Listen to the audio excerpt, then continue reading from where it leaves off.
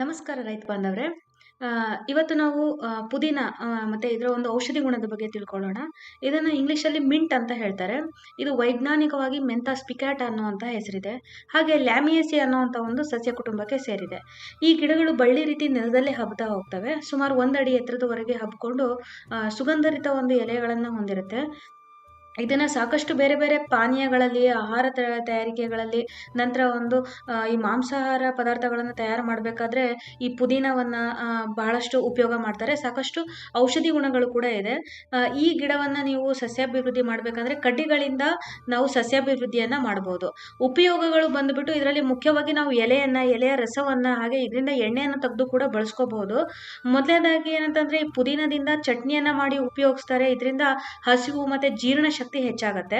ಹಾಗೆ ಗರ್ಭಿಣಿಯರಲ್ಲಿ ಕಂಡು ಬರುವಂತಹ ವಾಂತಿ ಇರ್ಬೋದು, ಹಾಗೆ ಅವರ ಆಹಾರ ಸೇವನೆ ಮಾಡಬೇಕಾದ್ರೆ ಆದಂತಹ ತೊಂದರೆಗಳಿಗೆಲ್ಲ ಈ ಒಂದು ಪುದೀನವನ್ನ ಉಪಯೋಗ ಮಾಡ್ಕೋಬಹುದು.